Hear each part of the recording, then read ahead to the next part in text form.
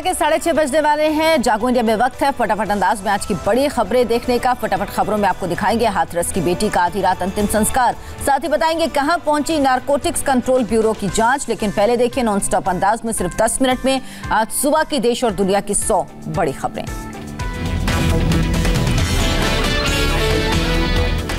लोगों के भारी विरोध के बावजूद गैंगरेप पीड़ित लड़की का हाथरस में आधी रात के बाद अंतिम संस्कार। पुलिस ने नहीं मानी सुबह अंतिम संस्कार कराने की घर वालों की मांग। डीएम और एसपी समेत बड़े अधिकारी मौजूद। गैंगरेप पीड़ित के घर वालों ने रात को अंतिम संस्कार से किया था इनकार। पुलिस के साथ नोकझोंक हुई। रात को शव न दफन अंतिम संस्कार न करने के रीति रिवाज का हवाला दिया। गांव वालों का आरोप अंतिम संस्कार के लिए जबरन शव ले गई पुलिस। हाथरस के एसपी ने कहा परिवार की मंजूरी के बाद कराया अंतिम संस्कार। पीड़ित के गांव वालों ने एम्बुलेंस का किया घेराव। एम्बुलेंस के सामने खड़ी हो गई महिलाएं। पुलिस ने अंतिम संस्कार की जगह गांव वालों को जाने से रोका। गांव में बड़ी संख्या में पुलिस तैनात। देर रात भारी हंगामे के बाद सफदरजंग अस्पताल से रवाना हुआ था गैंगरेप पीड़िता का शव। अपनी सुरक्षा में ले गई हाथरस पुलिस। शव ले जाने से पहले गैंगरेप पीड़ित के पिता और भतीजा धरने पर बैठे। कांग्रेस नेताओं के मुताबिक पुलिस ने पीड़ित के पिता को अस्पताल से हटाने की कोशिश की। दिल्ली पुलिस के मुताबिक पीड़ित का शव परिवार धरने पर नहीं बैठा। परिवार को समझाकर भेजा गया। लोगों ने सियासत की कोशिश की। हाथरस में गैंगरेप पीड़ित के परिवार को मिलेगी 10 लाख रुपए की आर्थिक मदद। योगी सरकार ने ऐलान किया। हाथरस के डीएम का पेतुका बयान। कहा लड़की की दांत से कटी जीभ कटने पर कैसे बताती आरोपियों के नाम। हाथरस गैंगरेप पीड़िता का मुकदमा फास्ट ट्रैक कोर्ट में चलेगा। यूपी के एडीजी ने कहा आरोपियों को जल्द से जल्द दिलाएंगे सजा। पीड़ित की मौत के बाद कल दिन भर सफदरजंग अस्पताल में होता रहा हंगामा। कांग्रेस और भीम आर्मी के कार्यकर्ताओं ने की नारेबाजी। कांग्रेस कार्यकर्ताओं ने सफदरजंग अस्पताल में निकाला कैंडल मार्च, धरना दिया, नारेबाजी की। सफदरजंग अस्पताल परिसर में भीम आर्मी ने भी निकाला कैंडल मार्च। भीम आर्मी के चीफ रावण भी मौजूद। पुलिस ने हिरासत में लिया।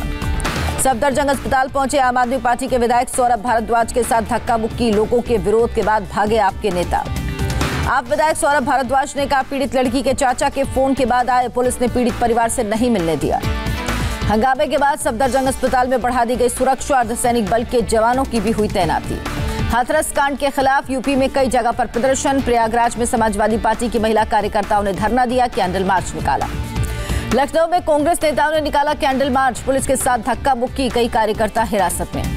बाबरी केस में लखनऊ की विशेष अदालत आज 28 साल बाद सुनाएगी फैसला। बीजेपी नेता लालकृष्ण आडवाणी, मुरली मनोहर जोशी समेत कुल हैं 32 आरोपी। कोर्ट ने सभी आरोपियों को कोर्ट में मौजूद रहने का दिया है आदेश। आडवाणी, जोशी और कल्याण सिंह समेत कई नेताओं के कोर्ट पहुंचने पर सस्पेंस। कोरोना के कारण अस्पताल में भर्ती हैं कल्याण सिंह और उमा भारती। उमा ने कहा कोर्ट में मौजूद नहीं रह पाऊंगी। आडवाणी और जोशी की उम्र बहुत ज्यादा। आरोपियों में शामिल महंत नृत्य गोपाल दास भी कोरोना से उबर रहे। कोर्ट में सुरक्षा के कड़े इंतजाम। सीबीआई ने बाबरी केस में 48 लोगों के खिलाफ तय किया था आरोप। ट्रायल के दौरान 17 लोगों की मौत। मथुरा के सिविल कोर्ट में आज श्री कृष्ण जन्मभूमि को लेकर सुनवाई। याचिका में मांगा 13.37 एकड़ की पूरी जमीन पर पूरा मालिकाना हक। याचिका में श्री कृष्ण जन्मभूमि परिसर में शाही ईदगाह मस्जिद हटाने की मांग। श्री कृष्ण विराजमान की तरफ से 2 वकीलों ने दायर की याचिका। ड्रग्स केस पे एनसीबी के रडार पर 3 बड़े बॉलीवुड स्टार। सूत्रों के मुताबिक उनके ड्रग्स लेने की मिली जानकारी। एक स्टार ड्रग्स के इंतजाम करने में भी था शामिल।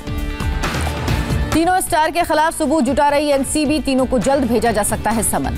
सुशांत केस में एम्स की रिपोर्ट में बड़ा खुलासा। सुशांत के बिस्तरा में नहीं पाया गया जहर। एम्स फॉरेंसिक विभाग के प्रमुख डॉक्टर सुधीर गुप्ता ने कहा मेडिकल बोर्ड ने अपनी आखिरी राय सीबीआई को सौंप दी। मीडिया में चल रही खबरों पर टिप्पणी करने से इनकार। एम्स की रिपोर्ट के बाद महाराष्ट्र के गृह मंत्री अनिल देशमुख ने लगाया आरोप। कहा महाराष्ट्र सरकार को बदनाम करने की हुई साजिश। एनसीबी चीफ शरद पवार ने कहा अलग रास्ते पर चली सुशांत केस की जांच। केंद्र सरकार को मुंबई पुलिस की जांच पर नहीं था भरोसा। रिया चक्रवर्ती और शौविक की जमानत पर बॉम्बे हाईकोर्ट में फैसला सुरक्षित रखा। जज ने कहा जल्द सुनाएंगे फैसला। एनसीबी ने रिया और शौविक की जमानत का किया विरोध। कहा ड्रग्स पर समाज को कड़ा संदेश देना जरूरी। रिया के वकील ने कहा केस के 5 आरोपियों को जमानत पहले से मिल चुकी है। रिया के पास से कोई ड्रग्स बरामद नहीं। कंगना वर्सेस बीएमसी मामले की सुनवाई 5 अक्टूबर तक टली। बीएमसी के वकील ने कहा कंगना के पास ट्वीट के अलावा कोई सबूत नहीं। कोर्ट ने बीएमसी को लगाई फटकार। कहा कंस्ट्रक्शन चल रहा था तब बीएमसी क्या कर रही थी? इतनी जल्दबाजी में क्यों की तोड़फोड़? फिल्म निर्देशक अनुराग कश्यप के खिलाफ यौन शोषण मामले में महाराष्ट्र के गृह मंत्री अनिल देशमुख से मिलेंगी पायल घोष। 1 अक्टूबर को करेंगी मुलाकात। राजभवन में गवर्नर से मिली एक्ट्रेस पायल घोष। अनुराग कश्यप की गिरफ्तारी की मांग की। राज्यपाल ने जरूरी कदम उठाने का भरोसा दिया।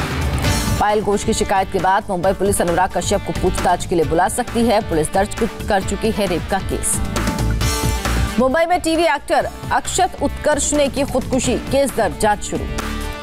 लुफ्थांसा एयरलाइंस ने 20 अक्टूबर तक भारत जर्मनी की सभी उड़ानें रद्द की। डीजीसीए से चल रहा था विवाद। सरकार ने एमनेस्टी इंटरनेशनल के आरोपों को किया खारिज। राज्यवर्धन सिंह राठौर ने कहा, संस्था देशी हो या विदेशी, कानून का पालन करना होगा।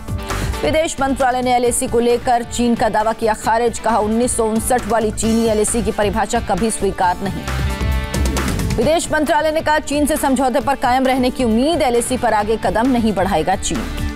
Air chief marshal RKS Bhadauria का बड़ा बयान। कहा, एलएसी पर तनावपूर्ण हालात, नो वॉर नो पीस जैसी स्थिति।